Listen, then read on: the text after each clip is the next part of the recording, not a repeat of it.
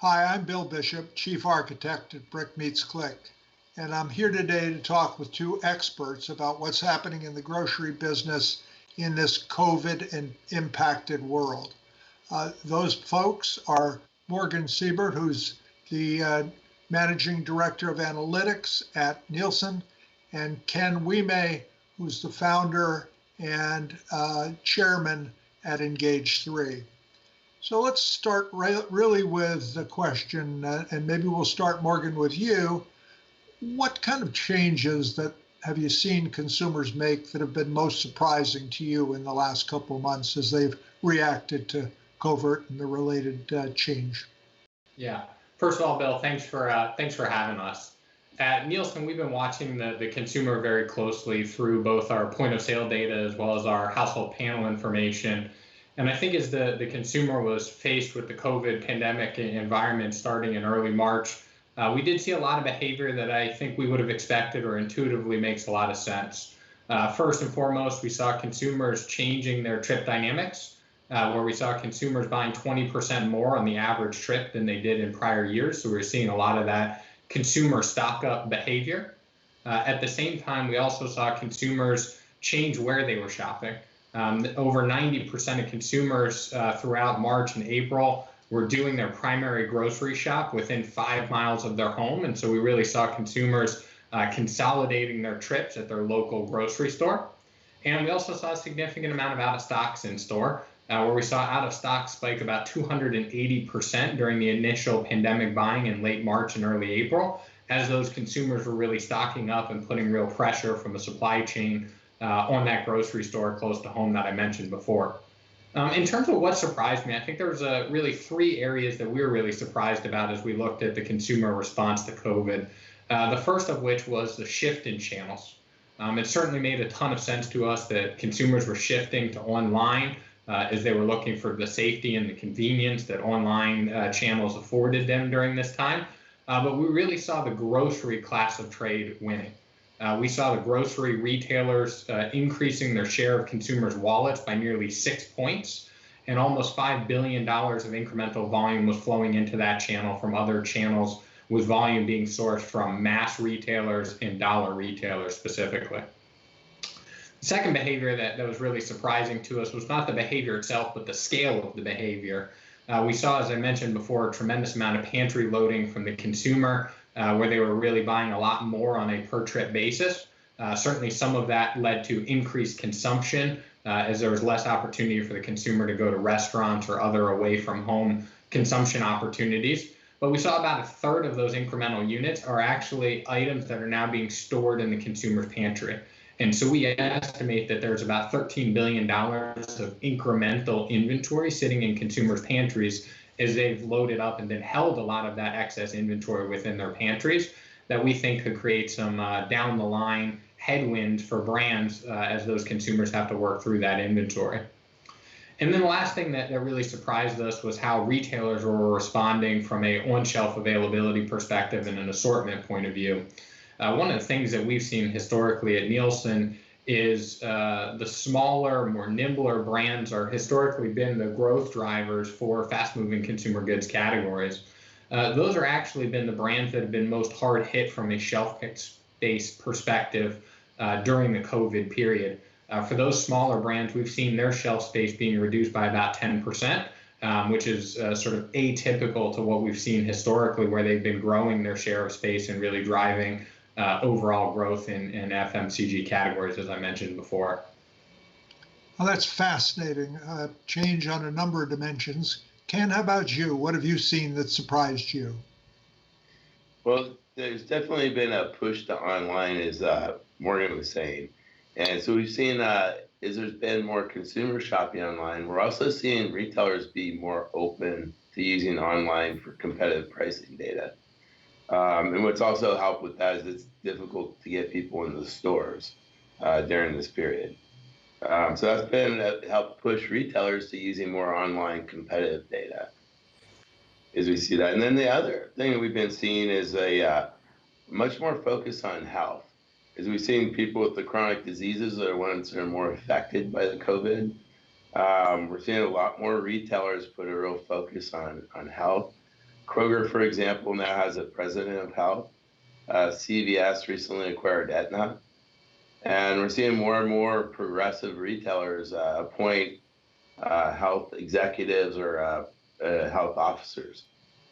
So we're going to probably see some very significant changes in the relatively near future as people make the adjustment that you're suggesting. Yeah, I believe so. Coming back maybe to prices, Morgan, I was wondering, I know you've talked a little bit about, and your data shows price increases in a number of categories. Do you have a point of view on what the outlook is for food inflation in the next few months, or maybe 6 to 12? Yeah, absolutely, Bill. As you said, our data has definitely shown a pretty significant increase in prices that consumers are paying at the shelf for products. Over the last 2 months since the pandemic started, we've seen grocery prices rise by about 4 points across the total store on a like-for-like item basis. And that was really driven by a 30% reduction in promoted volume that we saw in the average grocery store.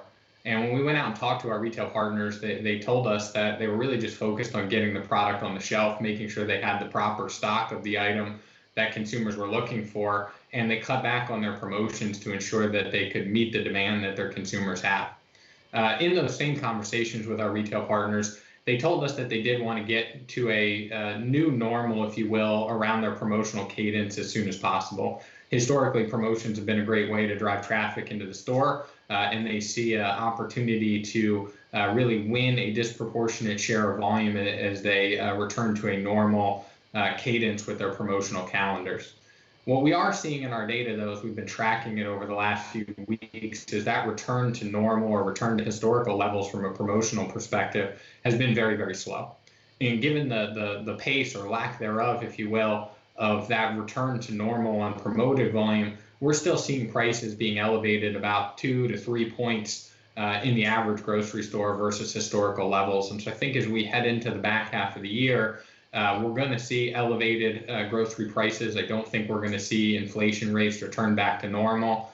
And I think a lot of what's going to be driving that is retailers are potentially going to use this as an opportunity to look at the promotions they've run historically and potentially prune out some of those inefficient or ineffective promotions that they've run and really use COVID as an opportunity to clean house, if you will, from a promotional perspective. And then I do think they're going to be faced with higher supply chain costs in the back half, specifically in areas like meat and other areas of the store where I think the supply chain is still struggling to keep up with demand. So I absolutely expect a higher price over the next 3, 6, and potentially even longer months. And if we sort of carry that out from a consumer perspective, that has the potential to drive about $300 to $400 additional dollars of cost for the average consumer as they face those higher prices in the back half of the year. Well, for millions of households, that's going to represent a tremendous challenge because they don't have the dollars they used to have. Ken, I think Morgan is alluding now to the fact that we're going to have inflation, maybe not the same inflation that we had years ago, but what's your experience in terms of how retailers have to respond in periods of rapid inflation? How does their ability to price and promote change? Yeah, that's a great question, Bill. I think they don't want to repeat the mistake that they made in the 70s. And that was not being proactive in their messaging about why they're increasing prices. In the 70s, the retailers were passing along the cost increases, but they got the government and the newspapers blame the retailers and manufacturers for all the price increases. And that's when they implemented the price freezes of the 70s, which was very painful because you weren't able to raise your price, but your commodity costs were going up.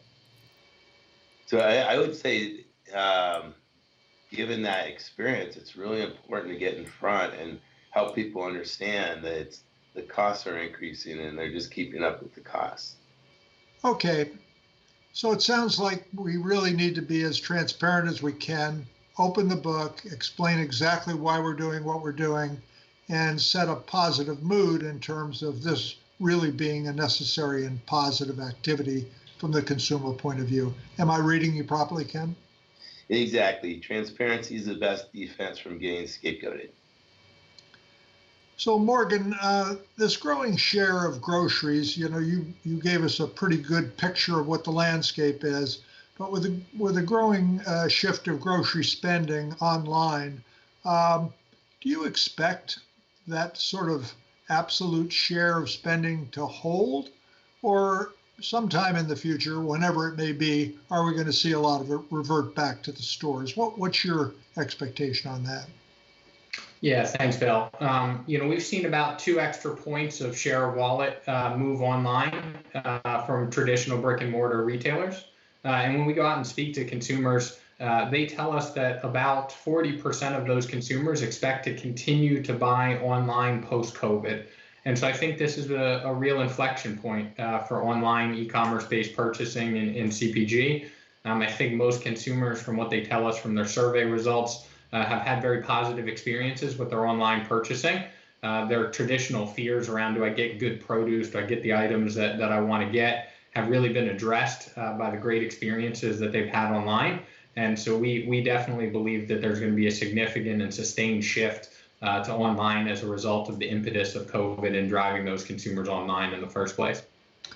So inflection point from your point of view means we're going to see continued strong growth and shifting in the direction of online. Absolutely. Ken, what impact do you see that having from the standpoint of pricing? As more groceries are bought online, how does it change the pricing dynamic? Well, one is we're seeing that retailers try to align their in-store with online pricing, which now means that online pricing is starting to become more localized. But there also gives them the ability to be more dynamic on their pricing, especially with their assortment that's not that's unique from their in-store assortment. Okay. And do you have a point of view in terms of how product price and fee and service price blend into the process? And does that amalgam of pricing for services provided as well as products purchased result in anything different from the standpoint of pricing dynamics moving forward? Yeah, I really believe in the statement, you can't control what you can't measure. So what we've been helping the retailers measure is their price image so that they can control their price image. But I believe another measure that's going to be important is retailers move into health, is a health image. What's the health image of your assortment? So Ken, maybe just sort of as we wrap up this part of the discussion on COVID, what are the big implications from your point of view of this COVID event for retail pricing moving forward? I think there's 2 major trends to be aware of. The first is a shift to a health focus, and the retailers that are going to win are the ones that are going to develop loyalty because they're helping consumers achieve their health objectives. Second, there's going to be a lot of inflation come ripping through the system. And so I think retailers need to be prepared for that. And that means that they're going to need to be faster in their pricing and they're going to have to be more precise. Because it's not, consumers will be more price sensitive while you're needing them to take more and faster price increases. So this game is really going to speed up. Yes. Morgan, a little while ago you mentioned talking to some retailers and hearing about how they were aspiring to make some changes over time to maybe align their pricing and promotions more closely with the way they saw their customers buying. Could you elaborate on that a little bit, just so we get an idea of what some of the best and the brightest might be thinking about? Yeah, absolutely, Bill. I think it goes without saying that we're headed into a recessionary period. And what that's going to mean is shoppers are going to have less dollars available in their pockets. And as we've gone out and spoken with our retail partners, one of the things is very clear is they're trying to prepare now for what's coming 3, 6, 9, or even 12 months from now. And they tell us this is actually a very interesting opportunity time for them, because it's really an opportunity for them to clean house in certain areas that they've known have been historical issues for them, but they haven't been able to sort of cycle out of historically. So for example, if I ran a bad promotion last year, a lot of retailers have felt compelled to run that promotion again this year or a similar promotion to cycle that volume from prior years. Given the huge shot of volume that they've been able to have, they really view this as an opportunity to hit the reset button in certain areas. One of the things we know they're really going to focus on is our data tells us that about 72% of promotions fail to break even in the average grocery store. And so I think retailers are going to have a very hard look at which promotions they're running and do they need to run all of those promotions going forward to maximize both their price image, as Ken talked about, but also to maximize their financial ROI. The other thing that I think we're going to face and retailers share with us is there's going to be inflation. We talked about that before. As those additional cost increases are coming through from their manufacturer partners, how do they pass that cost on to the consumer? Do they do it in the right way? And I think a lot of retailers are going to be relooking at their KVIs, their known value items, their key value items, the items that drive price image, as Ken talked about, to make sure that they have the absolute right price, the sharpest price on the items that matter most, and they're passing through some of those price increases in the most thoughtful way that's going to allow them to continue to drive their price image, but to also hit some of the financial targets they have on their business. And then the last big opportunity that I think Ken talked about as well is really in the area of assortment. Certainly, as Ken mentioned, there's a lot of tailwinds behind health and wellness and the importance of those items to the consumer. But I think as we head into a recessionary period, and as I said before, those consumers are going to have fewer dollars in their pockets during that recessionary period. A lot of retailers have talked to us about making sure they have the right opening price point in each category. So they have not only the health and wellness items, they have not only the core big brand, highly loyal items, but they have an opening price point that's going to allow consumers to get the products that they want, but at prices they can afford if they're going to have less dollars in their pockets. Well, you paint a picture of change on a number of different dimensions, which is very exciting and, to your point, overdue in terms of timing. That really brings me to the subject of tools. And just going back a little bit, Ken, gosh, it's maybe a decade ago that you created price optimization here in the supermarket space. So that's a tool that's been around for a while. How's that working in today's environment? And we're going to talk about additional tools. So I'd like to just go back to one that's been around for a long time, and of course, one you created. How's it doing? Does it still do the job, or is it as it runs? That's a good question, Bill. So that's the platform that we've been developing and evolving over a 25-year period now. It's machine learning, and machine learning is built for these kind of environments where everything changes. It's called machine learning because the machines adapt and learn to changes in the environment. And then at a higher level, being able to control your price image in an environment where there's a lot of volatility in the cost right now. It's very helpful to know where to put your prices so that you're managing your price image and you're not increasing it or decreasing it. So I can feel a lot of utility for the management of the price image itself, and I'd like to come back to that.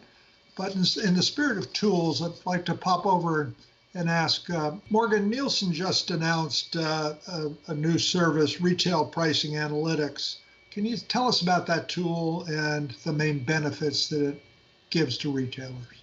Yeah, absolutely. Thanks, Bill.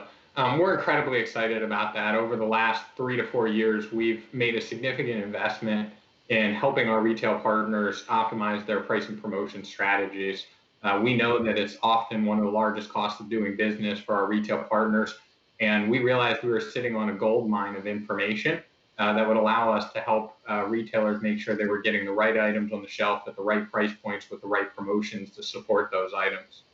In short, what our tool does is it leverages our retail point of sale information combined with great partners like Engage3 to help retailers understand how they're priced relative to the marketplace. And it leverages a series of machine learning algorithms to identify how they should respond to the competitive and pricing environment, make sure they get the right price that's going to drive a great price image relative to competition, but also allow them to hit their financial objectives.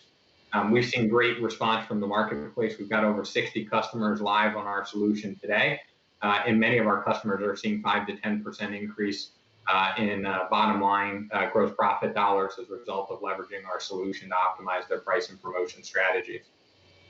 I tell you, those are impressive numbers. It must be a very cool tool.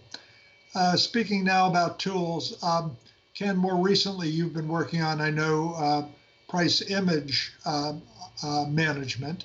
Could you just give us an overview of what that is? We can dig in a little deeper as we go, but big picture of price image management. Yeah, price image management is a solution to help retailers manage their price image and their pricing strategically. So it's an enterprise pricing solution that's supports what we call hierarchical optimization. Means we look at how they manage their business. Wherever there's a P&L would be a node in the hierarchy, where we put where you can have a strategy for what's your price image versus profit trade-off. How much short-term profit will you sacrifice for a better price image? And so it supports a total data-driven decision-making that would say, here's where I want to be at the enterprise level, and then all the way down the hierarchy, the optimization tells you where you should be. That's data-driven. And where the art and the science come together is when you override it because you have a certain strategy. So, for example, one of our customers, they had a private label strategy that they wanted to invest in. So they created a strategy around their private label products, and then they could manage that strategy independently, which means they get an efficient frontier curve for the private label, and they can invest heavier in the private label to drive their long-term strategy where they want to be positioned. Ken, that's very cool. Morgan, I understand in your work with Engage 3, you're able to help extend price image to the market beyond the named competitors. I'm having trouble imagining how that works. Tell me more about it. Sounds interesting. Yeah, Bill, thanks for the question. We're incredibly excited about our partnership with Engage 3. As you think about the retail competitive intelligence space, many retailers have historically relied on audit data, often in-store audit information to collect competitive price intelligence data. As a result of that, it was very expensive for them to do. They'd have to actually send a human being into these stores. These human beings would walk the shelves and they'd capture all these prices. They'd then collect that information and turn it back to the retailer. As a result of that cost, they were typically only able to look at one or two competitors across a handful of items in a handful of stores, and provided a very incomplete view of the competitive set. Through our partnership with Engage 3, we're able to leverage the Nielsen point of sale data, where we get point of sale data for almost 100,000 stores within the US, to provide a total market view of an item's price, not just for one or two retailers, not just for a handful of items, not just for a couple locations, but all items, all retailers, and all locations for those retailers. And so what we're able to do is we're able to partner with Engage 3, leverage their advanced price image algorithm combined with our total market data to be able to provide a retailer an understanding of how their price and their price image compares relative to one or two key named competitive retailers, but also relative to the total market as well. And so it gives the first holistic view of competitive price intelligence and price image that's available to retailers today. Having done a fair amount of this kind of work in the past, what you just described is a revolutionary breakthrough. To be able to move from the constraints of working with just named competitors, and you never know who's on your left or right. So what a marvelous breakthrough. Ken, we've talked now a little bit more about the price image management. Could you give us an example? I know you started to do that a little bit with private label, but could you give us a little bit sort of soup to nuts, beginning to end example of how a retailer might use price image management, focusing directly on the trade-off of margin and price image that you described? Yeah. So organizationally, it's usually going to be just a couple people, probably the CMO, maybe a couple of their key reports, because they're setting the strategy. So this might be a process that would be done maybe once every three months, once a year. And they're going over the strategy for each category, for each unique strategy they have, like a KBI strategy or private label strategy.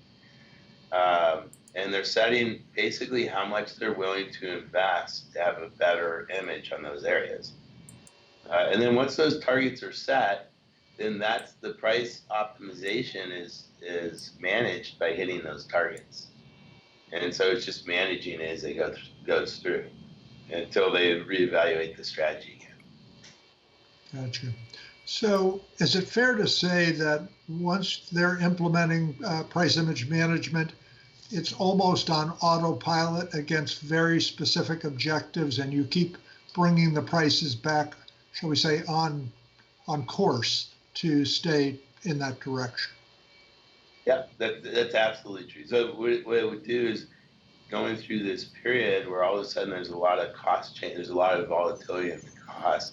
It's just going to be helping you manage where to put your price to manage that price image and maintain that strategy set. Morgan, one of the things I understand now is that you're able to give retailers feedback on the impact of a price change in almost real time. Incredible capability. That's probably the half a dozen now incredible new capability we've discussed on today's program.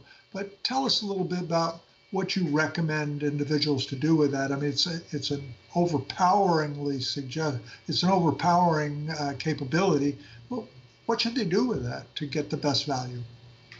Yeah, I think from our perspective, one of the things retailers had historically struggled with is they'd make all of these changes and then they wouldn't have great insight or great context into what those changes did for their business. And for those that did, they'd only be able to see what that did in the context of what happened in their four walls. Through the partnership that we have with Engage 3, we're able to bring a total market view to how these different price changes are actually impacting volume, financials, and share of market, so we can get a nice benchmark relative to other competitors, how volume is moving as a result of those price changes. And so what we really recommend that retailers do with that information is they should be constantly monitoring the price changes that these systems are creating to make sure they're driving the right blend of KPIs that they're looking for, making sure they're hitting their price image objectives, their financial objectives, and their top line objectives is the true win-win for a retailer from a price change perspective. And leveraging these machine learning capabilities that Nielsen and Engage 3 bring to the table really allows retailers to quickly see how their changes are impacting those three KPIs and make course corrects in live time so they can continually refine their pricing strategy, respond to competitive activity, and make sure they're putting the best price forward for their consumers. You know, providing that kind of feedback is very worthwhile. In the early days of computer-driven replenishment, one of the big issues was retailers were reluctant to delegate important decisions to a machine because they really didn't have an ability to cross-check or validate until holes appeared or inventories went out of whack. But with the feedback system you're providing in your combined service, that happens on a very regular basis, as both you and Ken have explained. And I would imagine that makes it a lot easier for retailers who may not necessarily be able to follow the algorithms to be comfortable with the recommendations. So we've talked about quite a few different subjects here. And looking back at the developments that have occurred and the things you have all experienced, is there anything we've been through in the last 6 months that kind of gives a suggestion in terms of where the business is headed? Ken, first to you and then to Morgan on this. What have you seen or learned that informs your intuition as to what's going to be facing us in the future? Over the next 6 months, I think we're going to continue to have challenges in the food supply chain. Is still a lot of the meat processors are still not up and running. I think we're going to see inflation start to come through the system. At the same time, we're going to see people be really more budget conscious. So it's going to be a challenging environment for retail. That'd be consumers being more budget conscious? Yeah. Oh, okay. Yeah, as the prices go up and their budgets are fixed. Morgan, how about you? What's your gut tell you about what lies ahead?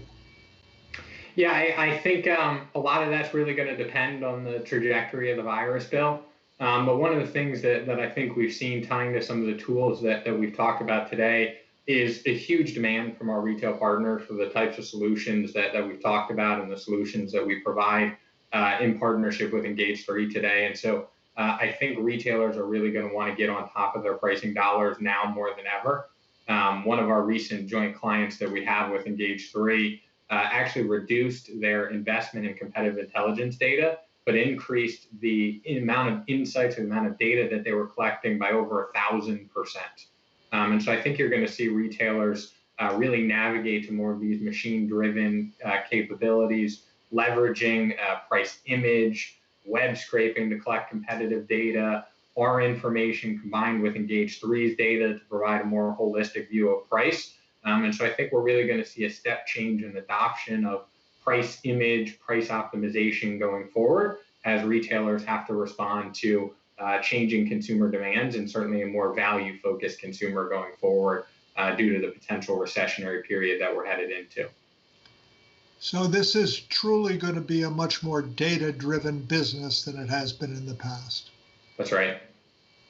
And I think we can take that really from, a source of authority, you being in charge of analytics at Nielsen, and of course, Ken doing all the great work that he's done. Just as a sort of way to end here, price image management that you're both working on is a powerful tool. What should a retailer who wants to learn more about that do? Yeah, Bill, just on that question, one of the things we're really excited about in partnership with Engage3 is our ability to leverage our point of sale data and their algorithms to highlight how a retailer is doing from a price image perspective as an example of the capability to really highlight some of their opportunities so we can truly show them how we can help them going forward. So we really encourage retailers to reach out to either Engage3 or Nielsen, and we can share some snippets of how you're performing from a price image perspective to drive some ongoing dialogue and discussion. We're going to have to ask you this question. As you sort of oversaw the tremendous aggregation of data that you've built up at Nielsen, in the beginning, had you anticipated that it would eventually be of a mass to allow the value creation that you all are talking about today? Was that in the early plans? Yeah, our founder, Arthur Nielsen, founded this company almost 100 years ago. He wanted to provide a total market measurement view of all consumer purchases across all classes of trade, and we still aspire to that today to make sure we can provide the most complete and holistic view of the evolving consumer for our clients. What's impressive is that between the two of you, you're doing it. Thank you very much for talking with us today.